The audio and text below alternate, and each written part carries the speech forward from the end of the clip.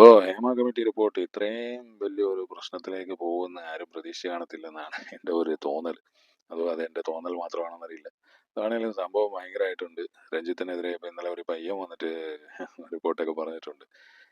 അവനെ ഇപ്പോൾ ഇരയായിട്ട് കണക്കാക്കുമെന്നാണ് തോന്നുന്നത്. അവനെ ഇനി അവൻ്റെ ഫോട്ടോയും കാര്യങ്ങളൊക്കെ ബ്ലർ ചെയ്തേ കാണിക്കത്തുള്ളൂ. പിന്നെ നമ്മുടെ മുകേഷ്, സിദ്ദിഖ്, ജയസൂര്യ. ജയസൂര്യയുടെ കാര്യം കഷ്ടമാണെന്നാണ് തോന്നുന്നത്. ജയസൂര്യ ഇപ്പോൾ ന്യൂയോർക്കിലാണ്. ജയസൂര്യ ആ, ഉടനെ എങ്ങും നാട്ടിലേക്ക് വരുന്നില്ല എന്നാണ് ഇപ്പോൾ ന്യൂസ് ചാനൽസ് അടിച്ചു വിട്ടുകൊണ്ടിരിക്കുന്നത്. ന്യൂസ് ചാനൽസ് ആണ് ഇതിനകത്ത് അടിച്ചു വിടുന്നത്. എന്താണെന്ന് വെച്ചാൽ ഇതൊക്കെ സത്യമാണോ എന്ന് അറിയില്ലല്ലോ. സത്യം ഇല്ലാതിരിക്കില്ല എന്ന് പറഞ്ഞിട്ട് കാര്യമില്ല. സത്യമാണെന്ന് പ്രൂവ് ചെയ്യുന്നവരെ അവർ അക്യൂസ്ഡ് അല്ലല്ലോ. അവർ ജസ്റ്റ് കംപ്ലൈനൻറ്റും മറ്റേ ഓപ്പോസിറ്റ് പാർട്ടിയുമാണ്. അല്ലാതെ അവരെ നമുക്കൊരു കുറ്റവാളി എന്ന് പറയാൻ പറ്റില്ലല്ലോ. കുറ്റക്കാരൻ എന്ന് നമുക്ക് സ്ഥിരീകരിക്കാൻ പറ്റില്ല. എന്ന് വെച്ചാൽ അത് കംപ്ലൈന്റ് വന്നിട്ടല്ലേ ഉള്ളൂ. അത് പ്രൂവ് ചെയ്തല്ലേ ഉള്ളൂ. ഇപ്പോൾ സെക്രട്ടേറിയറ്റിന്റെ കാര്യമൊക്കെ പറഞ്ഞിട്ടുണ്ട്. സെക്രട്ടേറിയറ്റിൽ ഷൂട്ടിംഗ് നടന്നപ്പോഴാണ് കടന്നു പിടിച്ചത്. പുറകിൽ നിന്ന് കടന്നു പിടിച്ചു, ടോയ്ലറ്റിൽ നിന്ന് വരുമ്പോൾ ആ സംഭവം തന്നെയാണ്. അതിൽ തന്നെയാണെന്ന് തോന്നുന്നു കേസെടുത്തിട്ടുള്ളത്. എന്താണേലും ഈ ആൾക്കാർ പറയുന്നതൊക്കെ സത്യമാണോ എന്നറിയില്ല. മോഹൻലാൽ രാജിവെച്ചു, 17 പേര് രാജിവെച്ചു, അമ്മ പിരിച്ചു വിട്ടു എന്നുള്ള രീതിയിൽ ഈ ന്യൂസ് ചാനൽസ് ആണ് ഇതിനകത്ത് ശരിക്കും മുതലെടുക്കുന്നതെന്നാണ് എൻ്റെ ഒരു അഭിപ്രായം. ഭയങ്കര മോശമാണ് അവർ കാണിക്കുന്നത്. ഇത്രയ്ക്കും തരംതാഴ്ന്ന പരിപാടികളൊക്കെ ഇവർ കാണിക്കുമെന്നുള്ളത് നമ്മൾ കണ്ടു തന്നെ അറിയണം. എന്തൊക്കെയാ അവന്മാർ വിളിച്ച് പറഞ്ഞുകൊണ്ടിരിക്കുന്നത്. പിൻവാതിൽ കൂടെ ഇറങ്ങി ഓടി, മോഹൻലാലും സംഘവും പിൻവാതിൽ കൂടെ ഇറങ്ങി ഓടി. കാരണം അവർക്ക് നേരിടാൻ പറ്റില്ല എന്ന്. എടോ, അവര് പിൻവാതിൽ കൂടെ ഇറങ്ങി ഓടി എന്നൊന്നും പറയുന്നത് ശരിയല്ല, ശരിയായിട്ടുള്ള പ്രയോഗമല്ല.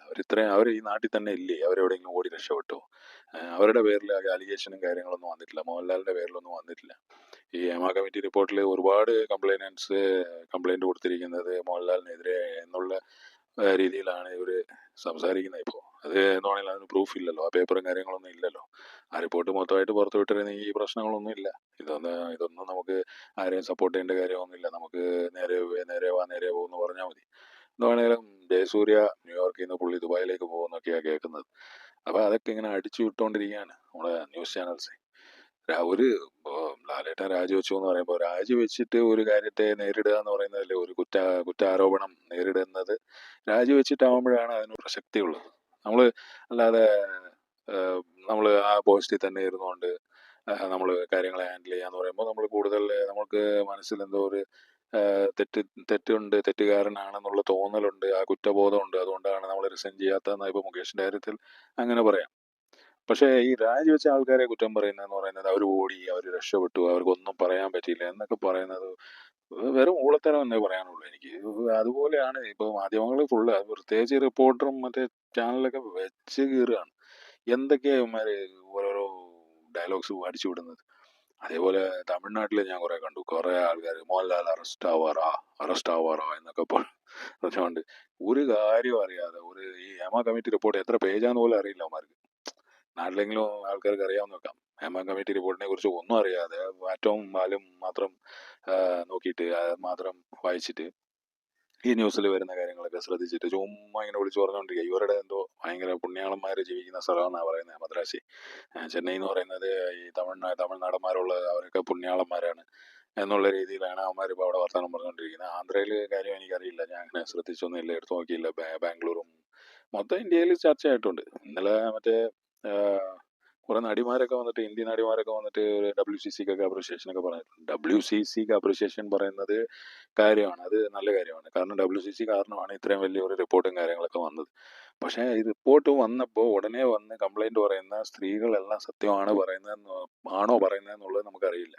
ആ ഒരു ആംഗിളിലേ ഇതിനെ കാണാൻ പറ്റുള്ളൂ. ഒരു സ്ത്രീ വന്ന് പറഞ്ഞ ഉടനെ അയാൾ കുറ്റക്കാരൻ എന്ന് നമുക്ക് സ്ഥിരീകരിക്കാൻ പറ്റില്ല. മല്ലു ട്രാവലർ എന്ന് പറയുന്ന ആളിനെ, യൂട്യൂബ് ചാനലൊക്കെ ഉള്ള ആളിനെ, സൗദി ലേഡിയും മല്ലു ട്രാവലറും മറ്റേ ഒരു ചെക്കനും ഒക്കെ കുറെ നമ്മൾ കണ്ടതാ. അതേപോലെ മറ്റേ ഷിയാസ് കരീമിന്റെ കാര്യമൊക്കെ നമ്മൾ കണ്ടതാണ്. പക്ഷെ പിന്നെ പറയുന്നത് ഷിയാസ് കരീം ആ കേസിനെ കുറിച്ച് പിന്നെ ഒന്നും സംസാരമില്ല. അത് എവിടെ പോയെന്നറിയില്ല. ഇവര് എവിഡൻസ് ഒക്കെ ടാമ്പർ ചെയ്തോന്ന് നമുക്കറിയില്ല. പക്ഷെ ഈ നടിമാരുടെ കാര്യത്തിൽ ഇതിനൊന്നും എവിഡൻസേ ഉണ്ടാവാൻ പോകുന്നില്ല. 15 വർഷം മുമ്പൊക്കെ ഉള്ള സംഭവങ്ങളാണ്. പിന്നെ കുറെ യൂട്യൂബേഴ്സ് ഒക്കെ വന്നിട്ട് ഇപ്പോൾ കുറെ തെളിവും കാര്യങ്ങളൊക്കെ എടുത്ത് കാണിക്കുന്നൊക്കെ ഉണ്ട്. ഒരാൾ പറഞ്ഞെന്ന് പറഞ്ഞാല്, ഒരാളുകാരൻ ഞാൻ പറയാം, സീക്രട്ട് ഏജന്റ് പറഞ്ഞെന്ന് പറഞ്ഞാല് പുള്ളി IT വിങ്ങിനെ വിളിച്ച് ചോദിച്ചു എന്നാണ് പറയുന്നത്. സിദ്ദിഖിന്റെ IT വിങ് സിദ്ദിഖിന്റെ IT ചാനൽസ് ഹാൻഡിൽ ചെയ്യുന്ന ആൾക്കാരെ വിളിച്ചു ചോദിച്ചു. അപ്പോൾ അവർ പറഞ്ഞു ആ അക്കൗണ്ട് സിദ്ദിഖ് ഇക്ക എന്ന് പറയുന്ന അക്കൗണ്ട് പുള്ളി തന്നെ ഹാൻഡിൽ ചെയ്യുന്നതാണ്, അത് പോകാതെ അവർക്ക് അറിയില്ല എന്നുള്ളത്. ഈ IT വിങ് എന്ന് പറയുന്നത് അത് IT വിങ് തന്നെയാണ് പുള്ളി വിളിച്ചതെന്നുള്ളതിന് എന്താ തെളിവ്? അതും കൂടെ പുള്ളി കാണിക്കട്ടെ. ആരാണ് ആള്, എന്താന്നൊക്കെ കാണിക്കണ്ടേ. ഇത് മറ്റേ ഇങ്ങനത്തെ കാര്യങ്ങളൊക്കെ വന്ന് പറയുമ്പോൾ നമ്മുടെ ഓൺലൈൻ മീഡിയയിൽ ഇതങ്ങ് അടിച്ചു കയറി വാന്ന് പറഞ്ഞ പോലെ. ഇതിങ്ങ് നടന്മാരെല്ലാവരും നല്ലവരാന്നല്ല ഞാൻ പറയുന്നത്, പക്ഷേ സ്ത്രീകളെല്ലാവരും നല്ലവരും അല്ല. ആ ഒരു കാര്യം കൂടെ ഓർക്കണം. കാരണം ഇത്രയും കാലമായിട്ട് ഈ ഒരു നടിയുടെ കാര്യം കുറേ റിപ്പോർട്ടും കാര്യങ്ങളൊക്കെ വന്നിട്ടുണ്ട്. ചൈനയിൽ അവരെ എക്സ്പെൽ ചെയ്തു, കോളേജിൽ നിന്ന് നഗ്ന ചിത്രം പകർത്തി, പിന്നെ റോഡിൽ വെച്ച് കുറേ ആൾക്കാരുടെ അടുത്ത് കുറക്കുന്നു, എന്താ ഇവിടെ ഇരുന്ന എന്താ പ്രശ്നം എന്നൊക്കെ പറഞ്ഞ് അവർ ഇങ്ങനെ പറയുന്നു. അങ്ങനത്തെ കാര്യങ്ങളൊക്കെ ഉള്ളപ്പോൾ നമുക്ക് ഇവർ പറയുന്നത് ഫുള്ള് സത്യമാണെന്ന് സത്യം തെളിഞ്ഞാലല്ലേ ഇത് കുറ്റമാവുന്നുള്ളൂ.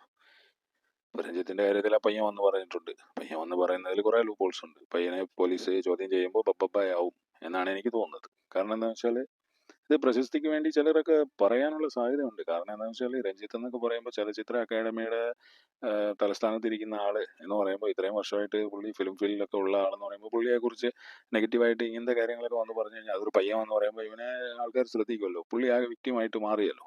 പുള്ളി അതൊന്നും പറയാൻ പറ്റില്ലെന്നാണ് പറയുന്നത്. പിൻവാതിൽ കൂടെ വരാൻ പറഞ്ഞു, താജിൽ ഫ്രണ്ടിലൂടെ കയറാൻ സമ്മതിക്കാത്തതൊന്നും അതൊന്നും നടക്കുന്ന കാര്യമല്ല. അത് പുള്ളി DND ഇട്ട് വെച്ചാല് അങ്ങനത്തെ കാര്യങ്ങൾ കുറെ കാര്യങ്ങളുണ്ട്. 5 സ്റ്റാർ ഹോട്ടലിലൊക്കെ റിസപ്ഷനിൽ വിളിച്ച് പറഞ്ഞിട്ടുണ്ടെങ്കിലേ ഉള്ളൂ അങ്ങനെ കയറ്റി വിടാത്തതൊക്കെ. അങ്ങനെ എല്ലാവരെയും കയറ്റി വിടാതൊക്കെ ഇരിക്കാൻ പറ്റില്ല. താജിലൊക്കെ ആരാ കയറി പോകുന്നത്, നിങ്ങൾ ഏത് റൂമിലോട്ടാ കയറി പോകുന്നതെന്നൊന്നും ആരും വന്ന് ചോദിക്കില്ല. കാരണം അത് അതുപോലത്തെ ഒരു സെറ്റപ്പ്, അതുപോലത്തെ ഒരു സംഭവമാണ്. അത്രയും സെക്യൂരിറ്റിയും അത്രയും കാര്യങ്ങളൊക്കെ ഉള്ള സംഭവമാണ്. അവിടെ ചുമ്മാ അതൊന്നും ആരും കയറി പോകാൻ പറ്റില്ല. ഈ പയ്യൻ പറയുന്ന കഥകൾ നമുക്ക് എത്രത്തോളം സത്യമാണെന്ന് അറിയില്ല. പക്ഷെ സത്യമാണെങ്കിൽ വളരെ മോശമാണ്. അതിനുള്ള ശിക്ഷ രഞ്ജിത്തിന് കിട്ടുകയും ചെയ്യും. അതാണ് എൻ്റെ ഒരു വിശ്വാസം. എന്താണെന്ന് വെച്ചാൽ സത്യത്തെ മൂടി മറയ്ക്കാൻ പറ്റില്ല. എവിടെയെങ്കിലുമൊക്കെ ഒരു ലൂപ്പ് ഹോളും കാര്യങ്ങളൊക്കെ ഉണ്ടാവും. അതേപോലെ ഈ നടിമാരുടെയൊക്കെ കാര്യം, നടിമാർ പറയുന്നതൊക്കെ സത്യമാണെന്ന് നമുക്കറിയില്ല.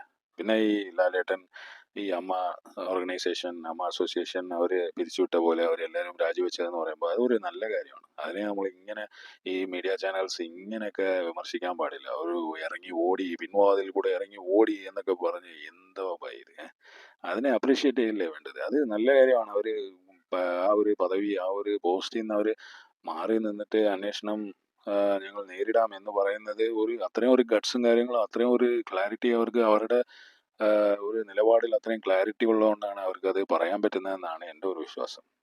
ഇത് ശരിക്കും മീഡിയ ചാനൽസും കാര്യങ്ങളൊക്കെ കുറേയൊക്കെ നന്നാവാനുണ്ട് എന്നേ പറയാനുള്ളൂ. ഒരുപാട് ഒരുപാട് ആൾക്കാർ ഒരുപാട് കാര്യങ്ങൾ പറയുന്നുണ്ട്. ഇപ്പോൾ തമിഴ്നാട്ടിൽ കുറേ കാര്യങ്ങൾ വിളിച്ചു പോയിക്കൊണ്ട് നടക്കുന്നുണ്ട് ആൾക്കാർ. എന്താണേലും ഇതൊക്കെ എവിടെ ചെന്ന് അവസാനിക്കും എന്നുള്ളത് അടുത്ത ദിവസങ്ങളിൽ തന്നെ കാണാം. എന്താണേലും ഒരു ഭയങ്കര സംഭവമായി പോയി. നമ്മുടെ വയനാട് ലാൻഡ് സ്ലൈഡിന്റെ കാര്യം എല്ലാവരും മറന്നുപോയി.